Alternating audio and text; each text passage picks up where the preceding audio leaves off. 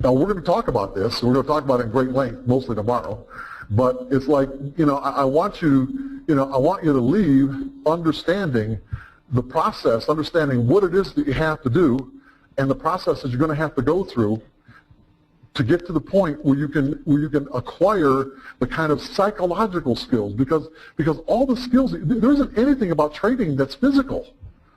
What are you interacting with? You're interacting with information. There isn't anything physical other than just, if you've got the ability to use your mouse pad or use a mouse, you've got the eye-hand coordination to put your mouse in a certain spot on your trading platform, you've got the skills down pat. You're golden on the skills. The physical skills, it's mental skills. It's how we interact with information, the state of mind that we're in. People don't realize that, that this is like to really do trading at a really high level in what I call the subjective or the discretionary mode, as opposed to mechanical trading where you've got a particular set of criteria that define your entry and exit, and it's rigid. So the market has to conform. The market has to conform to your rules or you do nothing. Okay, I'm just going to give you a cursory explanation. In the mechanical mode, the market has to conform to your entry and exit rules or you do nothing. There's nothing to do, there's nothing to think about.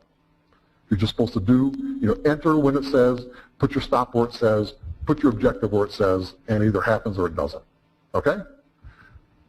In the subjective mode, basically discretionary mode, you can do whatever you want, whenever you want, based on whatever information you expose yourself to and the way you want to combine that information in your brain to come up with an entry or exit signal and where to put your stop and where to put your profit objective. To be in that mode and do it successfully, you better be in a real elevated state of mind. Because what you're going to find is that it's your attitude, it's a quality of your state of mind, like are you confident, are you fearful, are you in a carefree state of mind, are you agitated, are you angry, you feel like, do you feel like getting revenge, if you're going through personal emotional trauma. If someone said, if someone you knew was trading, was a full-time trader, and they're going through a real traumatic experience in their life, would you advise them not to trade? Makes sense, right? Just makes sense.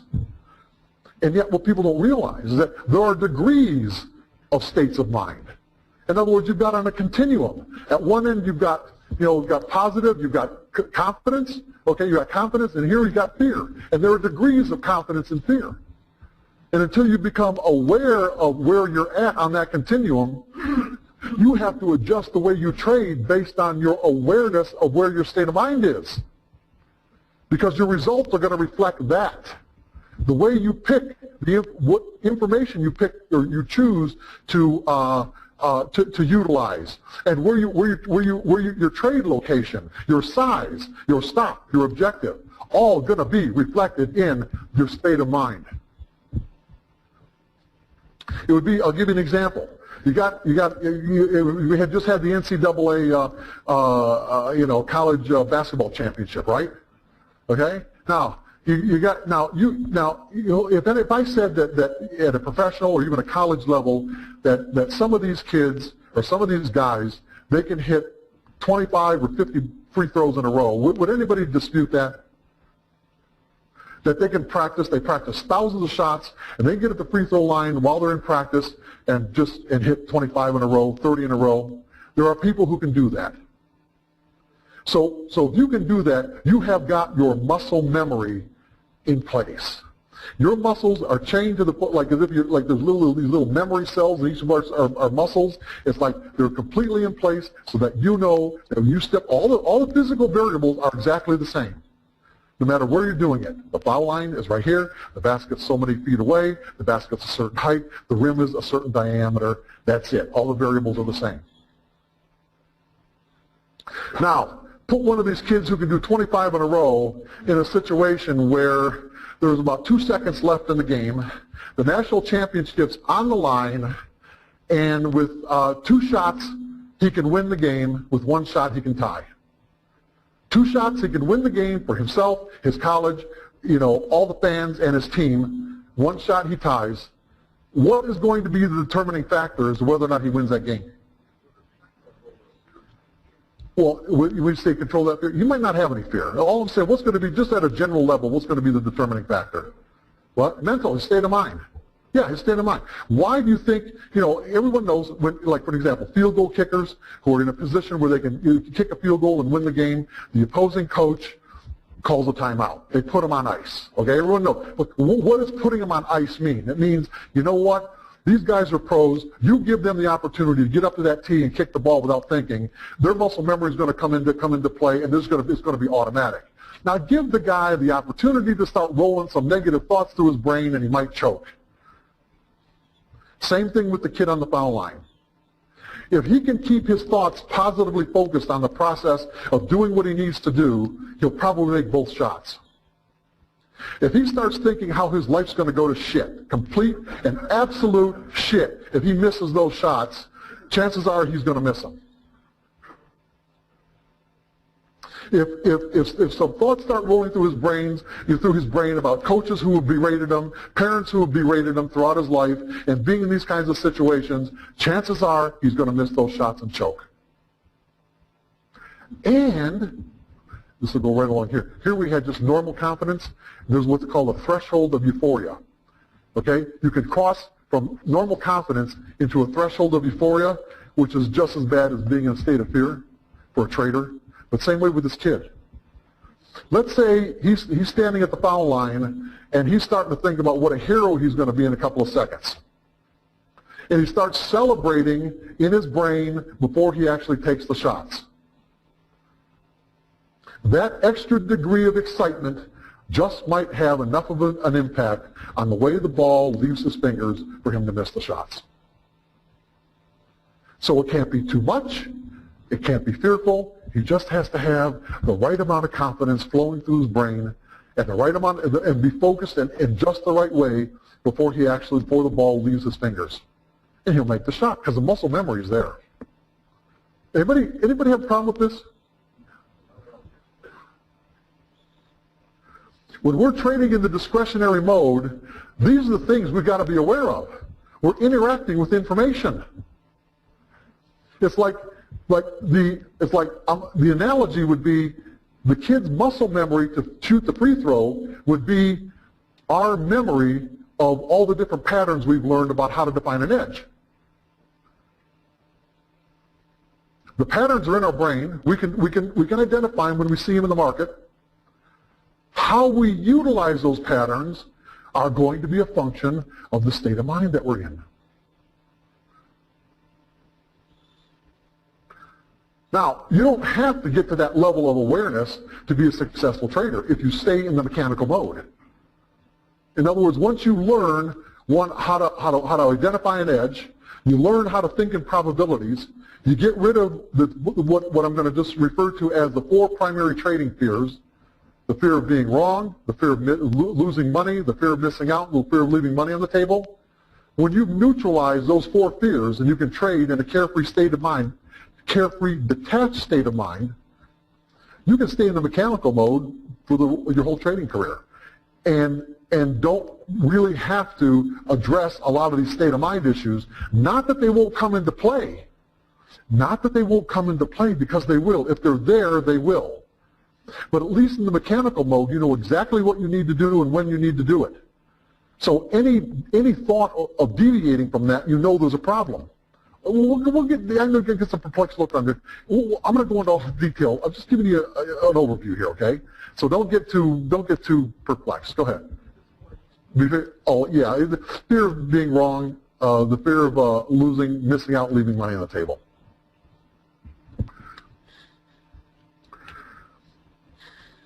So you don't have to reach that level of awareness, that, let's say, heightened level of awareness to be able to be successful, but you better be at that heightened level of awareness if you don't want to create disastrous results in the subjective mode. Most people are trading outside their skill level, meaning they should be trading mechanically and they're trading subjectively. They're trading in the discretionary mode, and they have nowhere near the skills to be able to do it. Because in that mode, you can do whatever you want. See, in the mechanical mode, I would say you wouldn't even to think about pulling a stop, even to think about moving a stop is a trading error. In the subjective discretionary mode, you want to move a stop, move it. You want to pull a stop, pull it. Because the assumption is you're not doing it from a state of fear. You're not doing it because of what you're afraid of the results are. You're doing it because that's what the market's telling you to do in this moment based on your ability to read the market from an objective perspective. Because every mistake, just about every mistake that you can make as a trader will be the result of, I'm afraid of being wrong, I'm afraid of losing money, I'm afraid of missing out, I'm afraid of leaving money on the table. You're going to get in too soon, you're going to get in too late, you're not going to define your risk because you're thinking, hey, why define the risk? I wouldn't get in this trade if I think it was going to be a winner, so there is no risk. Yeah, oh, okay, yeah, yeah. Or you say, you read all the books and you go to the conference and say, hey, don't do this without determining what your risk is before you get into a trade. And so you think, okay, well, I've got to, everyone says I got to do it, so I'll do it. So basically, it's lip service. Lip service in the sense that, okay, you'll put a stop in the market, and that's where usually people use percentage stops as opposed to what I call structure stops. Structure stops are where you're actually reading the market in a way where, where's the best place from a structure perspective that tells you this trade isn't working or the likelihood of it working is so diminished in relationship to the profit objective it's not worth staying in anymore. Did you guys get what I just said? Okay? That's a structure stop. When you pick an arbitrary percentage stop like 1 or 2%, that's people that do that usually that's risk, that's lip service risk management. They really don't believe they're going to get stopped out, but they've been told over and over again, you got to do something like that, and so they put their percentage stop in the market, and thinking, well, it's never going to get hit anyway. And of course, when it starts to look like it's going to get hit, they'll either pull it and put it somewhere else, or if they're coming out of a state of basically pain where they've lost 3 or 4 trades in a row, if it starts even getting close, they'll pull it thinking, you know what, I'm going to save myself some money. Nobody in this room done that? Oh, okay. Yeah. Today, yeah, right. It could be anything, yes. The structure stop could be, the question is a structure stop like a 2-bar stop? Well, a structure stop is based on your definition of an edge. We have edges for getting in, we have edges for getting out. Whether the edge is defined as a profit objective or a place where the market's telling us that the likelihood of this trade not working is so great it's not worth spending any more money on, or not worth. In other words, the likelihood of it even hitting the profit objective is so diminished that it's not worth spending any more money on. Go ahead. No, not in this business. Zero fear. Absolutely zero fear. Absolutely zero fear. I want to be emphatic about that. No, there is no, absolutely zero fear. You have got to trust, this is a good question, thank you very much. You have got to trust yourself, because what you're going to find when I get into this example is that fear acts on our perception of information in a way that we actually create the very experience we're trying to avoid. Okay, I'm gonna explain how that works.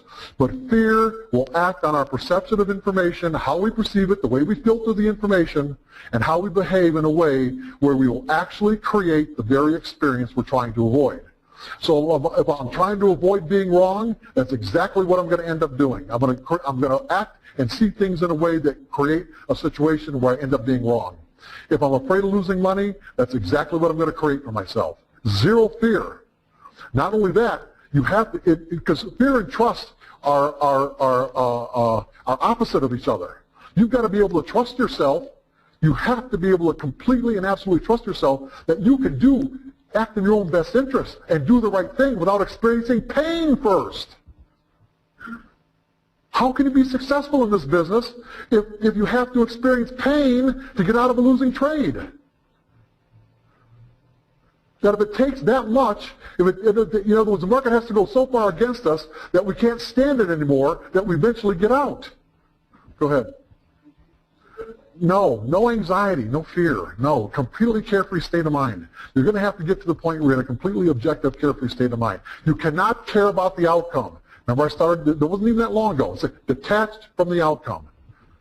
You've got to get your expectations in line with the reality of the environment you are operating in. You are operating in a probabilistic environment. That really means, not lip service, that really means probabilistic. Maybe I'm going to get the outcome that my edge says or my edge is predicting will happen. Maybe I'm going to prove this to you. He said one of the reasons why I wrote this third book is because I came to the realization that my personal experiences as a trader starting out, I started trading in 1978. So my personal experience as a trader and then going to work for Merrill Lynch at the Chicago Board of Trade as a retail broker, it's like I ended up learning things about how the market works that ordinarily, without being on the inside of the industry, people just wouldn't get. So I also took that for granted. And what people don't get is when they don't understand order flow, when they don't really understand the nature of order flow and how prices move from an order flow perspective, it's very hard to learn how to think, it'd be very hard to, let's say, extrapolate what, watching prices move on a screen in a way where you could think, well, I need to think like this, I need to think like this. So when you don't understand order flow, that really screws you up. Because when you really do, everything that I'm saying will become self-evident. When you understand order flow, all the things that I'm saying will just like, yeah, okay, yeah, that makes sense. So if I say to you that if you operate, you've got to get your expectations in line with the reality of the environment that you're operating in, it means you don't know what your outcomes are going to be. There's no way you can know what your outcomes are going to be. I'm also going to say that you don't also know why you're winning or losing. When you understand order flow, you will know that there is no way that you can know why you're winning or losing or even find out. Think about that one for a second. You don't know why you're winning or losing, and there's no way to find out. You understand how prices move to the extent where you can think to yourself, yeah, okay, that makes sense to me. I'm going to explain it to you, but does it make sense now? And the implications of what I just said is that every prediction your methodology makes, in essence, is a guess. And if it's a guess, the implications are, guess what? You're gambling.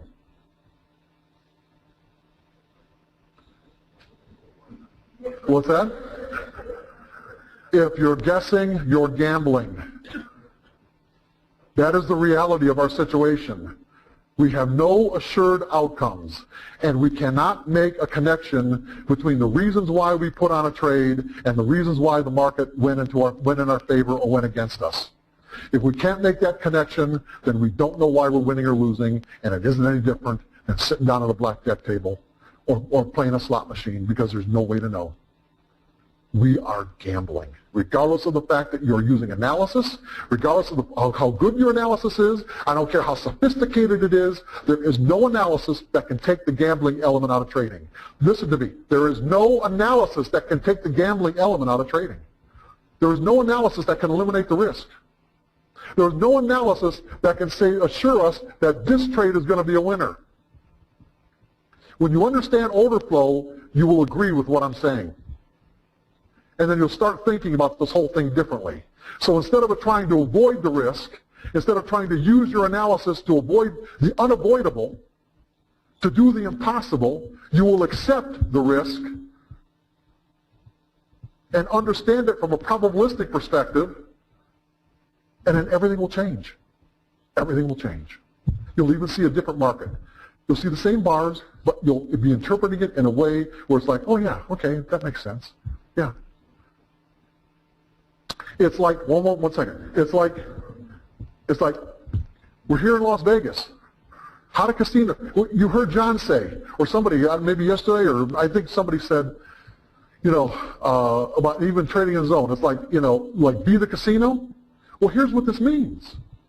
Like, casinos know that they have the law of probability.